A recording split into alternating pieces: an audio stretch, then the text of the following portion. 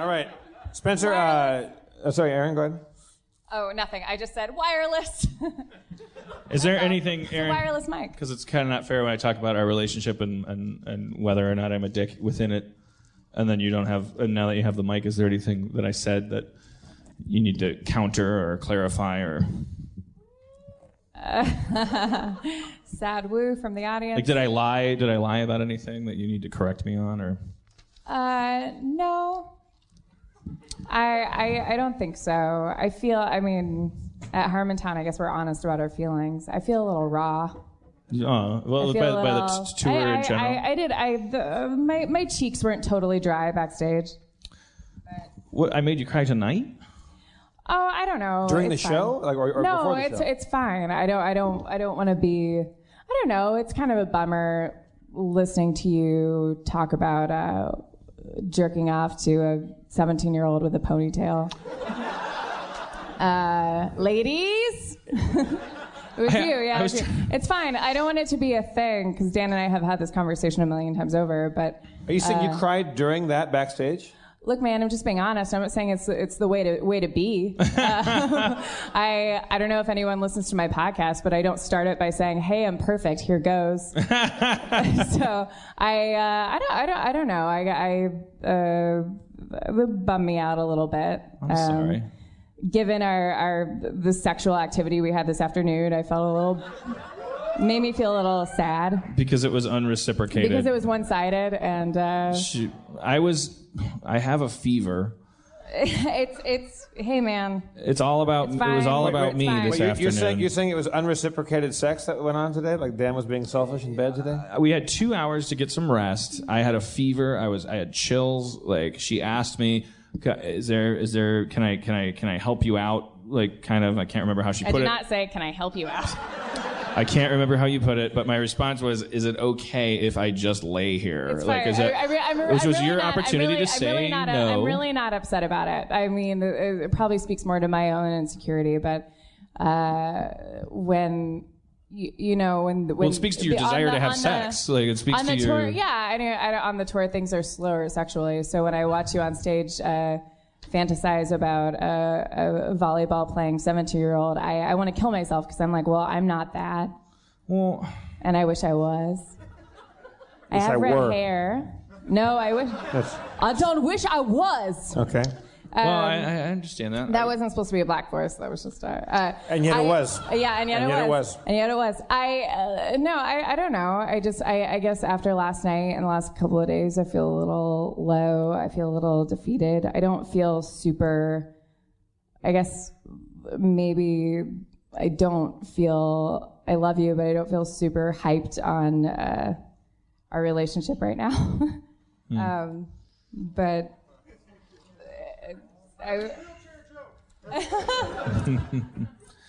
Well, I'll see what I can do about that before Minneapolis. I'm not saying I want to break up or anything. I just feel a little. I just feel my heart's a little chafed.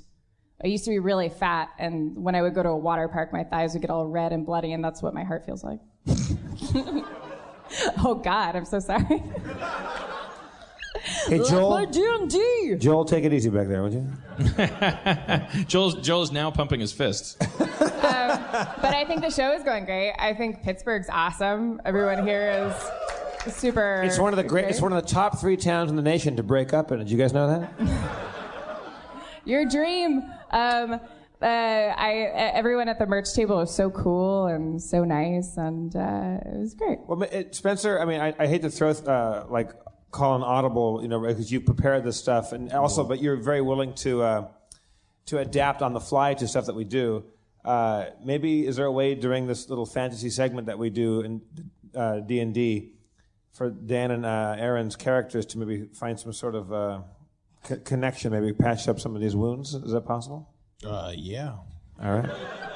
Well, then, Spencer, if you would, catch us up to date. When we last met, our heroes had just hijacked a flying airship piloted by Dave. The airship seemed to be damaged, and the gang raced around trying to fix it, and just after they thought they had it all under control, a shake rattled the hull. The gang awoke in the wreckage of their ship, in the midst of a deep, dark, red cave. Approached by 7 humans and a halfling, a chorus of people approached our heroes in the deep of this cave. As our heroes met the tribesmen, they realized that they had been swallowed by a great beast known only as the Infinifish. There was this weird point in the show where, for some reason, I don't know how, Wasn't my idea. we brought all the black people in the audience onto the stage. So there were eight black people. But you pulled them on stage. What's that? I said the way how is that you said, let's bring all the black people on stage. Right. I don't know how we got So to that there point. was a Greek chorus of all of our black audience members up there, and they were kind of our guides through the bowels of the Infinifish. They took you through some meat curtains.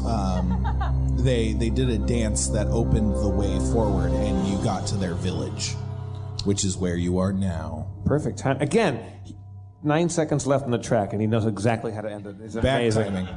All right, so let's examine our surroundings. You're in this red cave-ish area. The walls are fleshy, and pustules of glowing golden fluid line the walls, casting light over the area.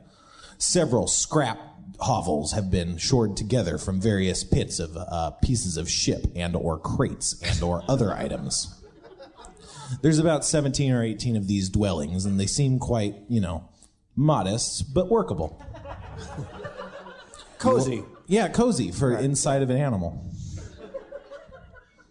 The people are just hanging around now. They're just going back to their business. So are you going to play all these people, Spencer? I can play all of them, any of them, none of them, whatever has to happen. Okay. Quark. Did you want to get the black people in Pittsburgh to come up here?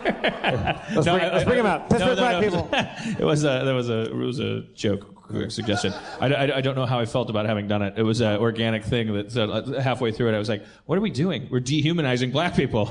It started as a thing that was supposed to humanize and express ironic like white guilt, and then there was when you arrange people in a big long line and give them one microphone for 7, it's like it had the opposite effect for me emotionally. I think they had a good time, but I can't really access them emotionally, so I don't know. I seek out the elder or leader of this group of people. That's the female chieftain that you met in Arlington. I approach her. You approach her. I say, "What's up?" I hope you find our village to your liking. It's not much, but it's all we have. We don't get very much stuff down here, but my friend Phil owns this shop down the lane. There's also an inn to your right if you need to sleep. We got some stuff. I'm sorry we don't have much, but it's the inside of a friggin' beast.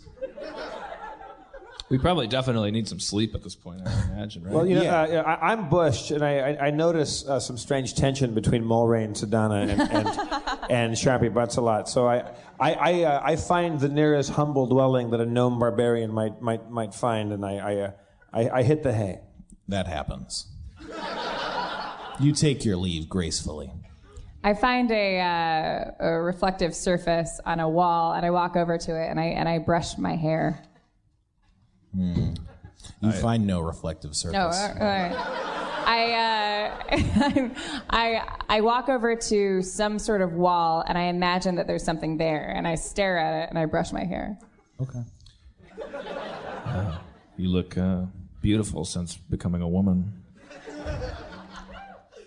Thank you, Sharpie.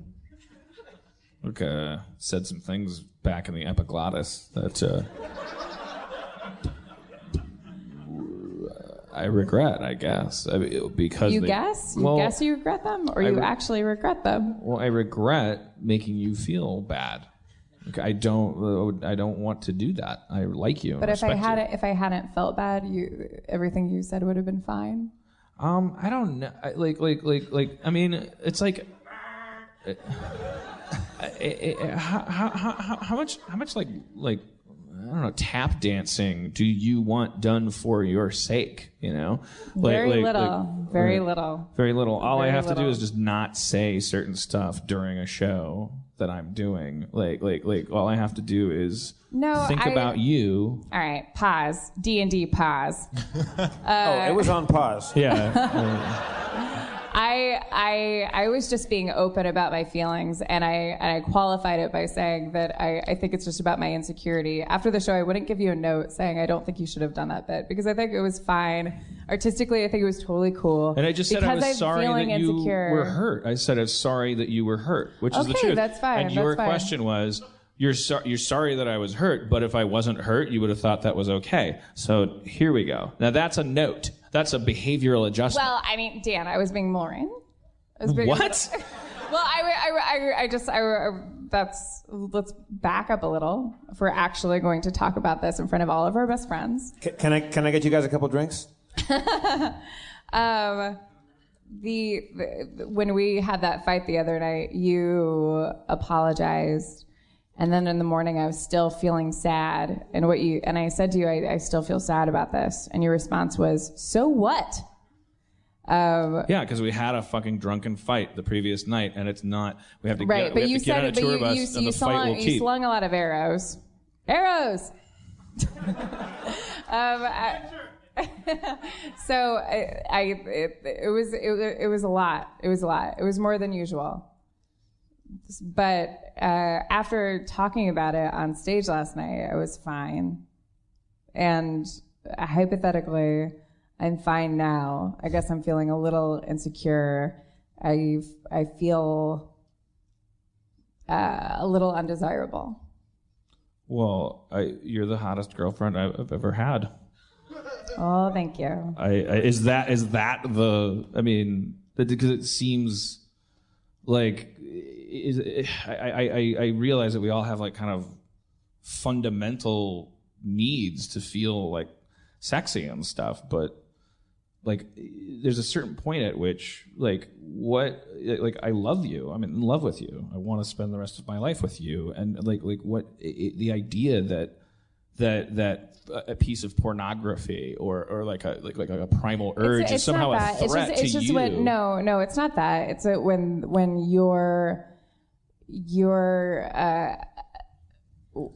you show me less that you're attracted to me, then like those things creep into my brain. But like when you are in a mode where you show me that you care about me, and ladies, it doesn't take a lot, right? Like it takes very little. It takes you look nice today, or gosh, I'm so busy. Wish I could have sex with you right now, but I gotta go to work. Like just very little. It's so women are so much lower maintenance than men think. So like we're on tour, so like everything's fucked up, and it's hard for you to, it's / impossible for you to pay me the attention that I need, because I am just as broken as you, hence why I'm in this relationship with you. I don't think that someone super healthy would fall in love with you. And that's not a diss, that's love. Yeah, I agree. So in the same way that you like flipped out at my high school reunion because some douchebag was hitting on me, like I need like I just need a pat on the head and I don't know, I'll get you later. It's all fine. It's just I'm not mad at you. Yes. Today. But I'm not. You did. You pat me on the head today. I'm not mad about the 17-year-old thing. I'm just feeling insecure. That's all. And like after last night or like 2 nights ago, like things are a little raw. Everything's fine. I think feeling insecure is awesome. I stand up here and talk about what makes me feel insecure. All the people in this audience like come up to me after the show and shake my hand and tell me about the things that make them feel insecure. Everyone that listens to this podcast instead of Rob Schneider's agrees that expressing insecurity is worth something. Everything. Well, yeah. However, then there's this line between expressing insecurity and what? What's my thing? What you think that pulls, I'm trying to get you trigger? to do something. Right. So you feel insecure when something happens, and then I say as someone that loves you, oh my God, I'm so sorry that you got splashed by things that made you feel bad. Let me help you. I am so sorry you feel bad. And then you say, but you think that that's acceptable behavior, or like you're not going to do that anymore, right? Or whatever the hell, however you phrased it before. It's you express the fact that the things that I do are the things that make you feel insecure, and you imply that in order for you to feel good about yourself, my behavior has to shift and change. And then I go into defense mode. Right. I think that's mostly in your head. I think that's in your head. Okay. Well, it's been recorded. It's not in my head now. It's over a sound system, and it's on tape, and it's like we can rewind it. We can play it on the bus, and let's talk about it. Maybe it's when someone apologizes for certain behavior, they assume that the other person is saying, "I'm sorry for this, and I'll try to do something different." But are you telling me that when you apologize for something, you say, "I'm sorry, I dropped the vase. I'm not going to try to not drop it anymore"? Yes. I'm going to continue as uncharismatic as it sounds, because now we're not in a comedy mode. So now the joke is gone. We're outside of it. So just as like when they bring Eminem on CNN and have him read his rap lyrics, and do you think this is appropriate? I'm not going to sound very charismatic when I say, yes, I don't think it was that bad to do the joke of having a weird petty fantasy. I don't think it was out of a Hustler video. I don't think it was either. I was just saying that I felt insecure. So you asked me how I felt, and I said, I'm sorry that you feel insecure. And then you said, and then you implied, then you went into that territory of, so you're going to change, right? And the answer is, not in that specific context. No, I don't think so. I'm probably going to continue then I was misunderstood, or I misspoke. I didn't mean to imply that I thought that you should do something differently in that way. This is all Aaron's fault. We will rewind it in the bus, and we'll update people. Spencer, that Aaron. Oh, you the Aaron in the audience. Aaron AARON. Aaron AARON. That's so funny. When you what's your name? My name is Brad. Brad. When Brad said it's all Aaron's fault, I was really just like, okay. Yeah. Yes, okay. What's amazing is the guy that Dan was pretend fantasizing about and trying to get a hard on for, his name was Aaron. I didn't even put that together. Look, I was this was my process backstage. I heard that bit and I was like, God damn it. And then I was like, look, Aaron, if you were doing a show and your bit was that you needed to get wet for somebody, everyone would think it was stupid and gay and retarded, not gay homosexual. If I was to say not retarded disabled. I'm thinking about gay. She meant retarded, gay, and gay retarded. Yeah. She just said. To clarify, I hate retarded people. JK, you guys. But I like it would be really stupid and not funny if I got up and in that bit said, "Oh, I'm imagining Dan Harmon." Exactly. And he's writing. Yes, I agree. I was only speaking to my insecurity. I don't think that you should stop. I was just speaking without a filter about how I feel. And I said I'm sorry. Feelings are complicated. No one told you not to express your feelings. And then I said I'm sorry. So what did I do wrong? And here we go. And we keep coming back to this point. Brad, what did I do wrong? What is happening? Please tell me what happened. I think you need to stare at Aaron and do the same thing to Dan. I think it's the only way to save it. An eye for an eye? Well, male Aaron said, or you could stare at my wife. And right. Oddly enough, that's when the show rounded a bend. Okay. All right. No, I want to do it. Spencer, I take my flaming sword and attack the tension in the room. Critical hit.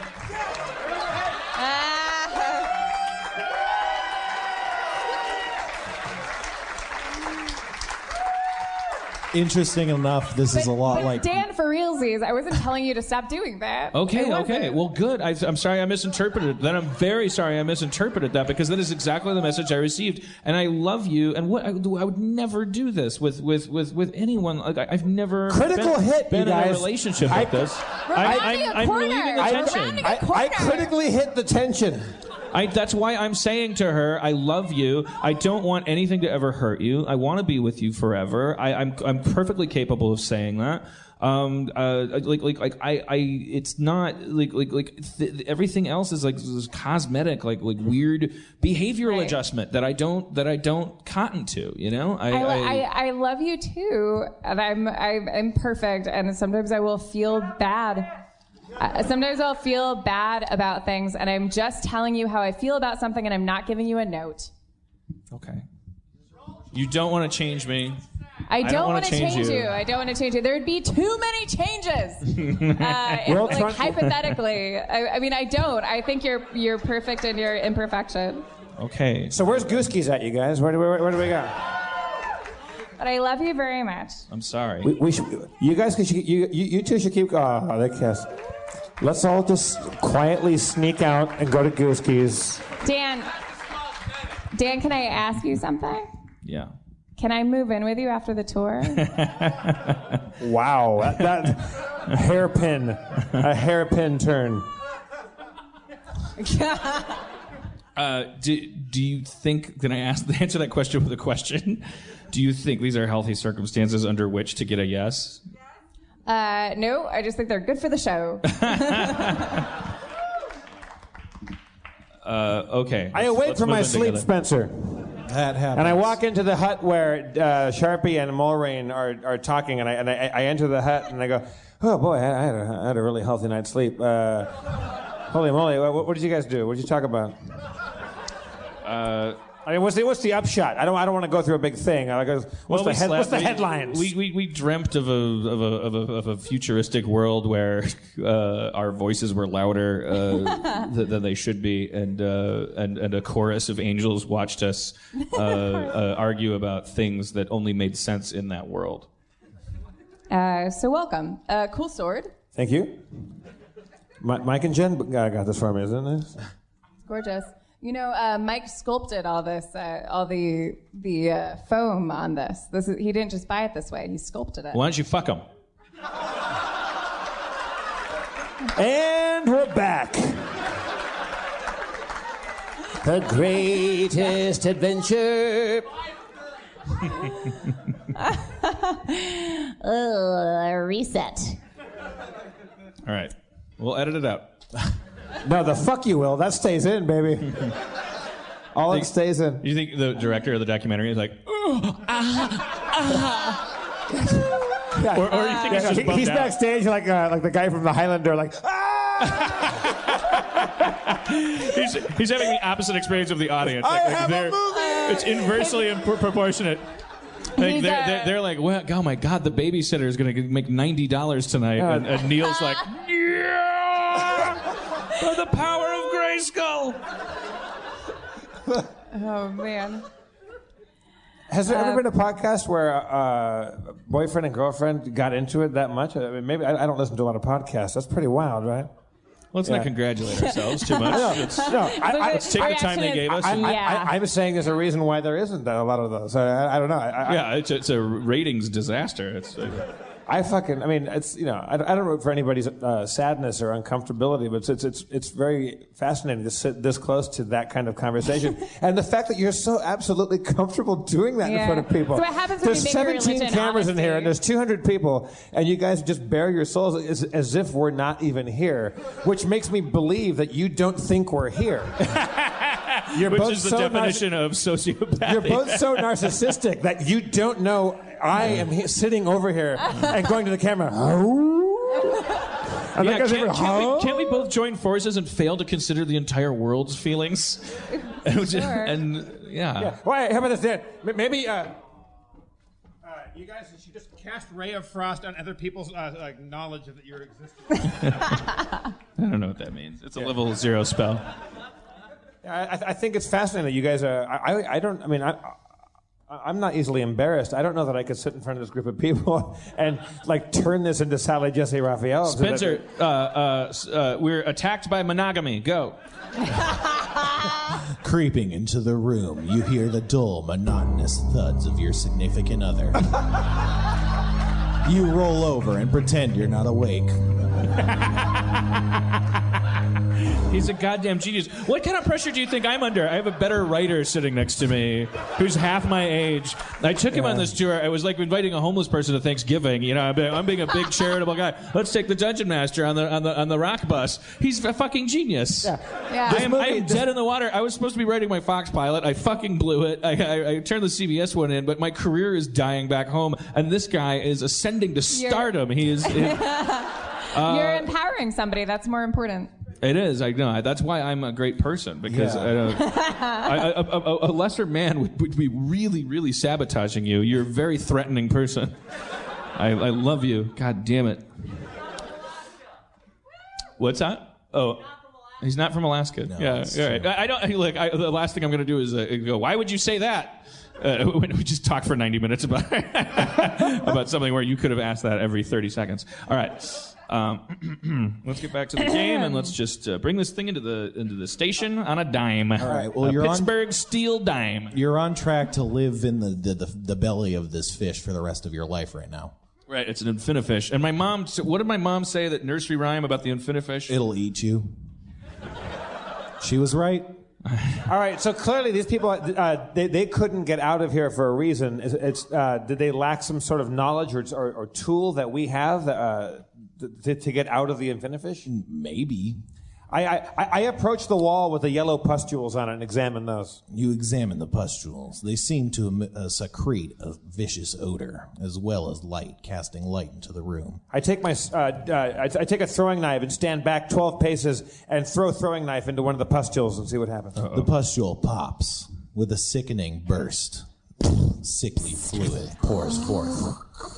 While he's doing that, I want to ask around, see if I can find the person that they acknowledge as being in charge, like their leader. Yeah, you meet up with the person Cork was talking to. That lady. Okay. The chieftain lady. Okay. Yeah. How can I help you? Do you want a house? Oh, there was a shop that her friend owns a shop. Her friend Phil, right? Yep. Phil the shopkeep. I run down to Phil's shop. Hey, I'm Phil. I sell stuff. I don't got much, but sometimes cargo vessels get ate, and I sell them things. All right. Do you want any things? I got healing potions. I got these syringes full of some sort of paralyzing goop. It's good for calming down the monster, and we don't get cable down here, so it's fun. It seems to me, Jeff, that what we need to do, and don't ask me where I got this idea, is we need to make this giant monster that we're inside puke. Monster House, 2009. Oh, wait. I have smoke sticks. Should I light a bunch of my smoke sticks? Yeah. I can hit the fish's uvula with an arrow. I say because the show is getting to the point where we're going long that we buy all the good stuff that we need. I'll buy those healing potions. Let's go shopping, and let's embark on the adventure next time probably, right? Yeah, that sounds good. Okay, I can part with some potions, 50 apiece. The syringes are going to run you $250. I'll take the potions. You guys get the syringes. You guys got a fair amount of money. All right, I'll take some syringes. All right, Is there anything else? Just potions? Do you guys want any? I got a rope. I got a signed picture of Derek Jeter. Holy shit, Derek Jeter? Yeah, he's a great cleric of renown. Now, I'm a Pirates fan. No. I'll take some rope. Some rope. Okay, you get 40 feet of rope. It only costs a meager amount of silver. All right. So basically, D&D, the people came and brought us awesome swords and Ray of Frost thingies, and all we did was talk about relationships and go shopping. Spencer, everybody! Yay.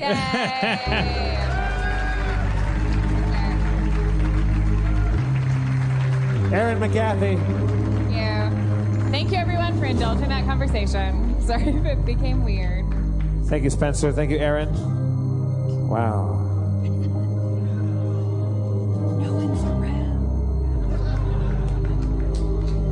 One more time for the beautifully awkward relationship between Dan Harmon and Aaron McGathy, everybody. I'm going to start my own podcast called That Felt Terrible. I think that's why Joel's not married. Remember when Joel came up? Yeah, the well-lit Joel back there? Joel escapes the hero of this whole story. So after all that, she walks off stage and you deify being a bachelor and things. I'm an entertainer, Jeff. It's in my blood. I go for the laugh. I didn't get it, but I go for it.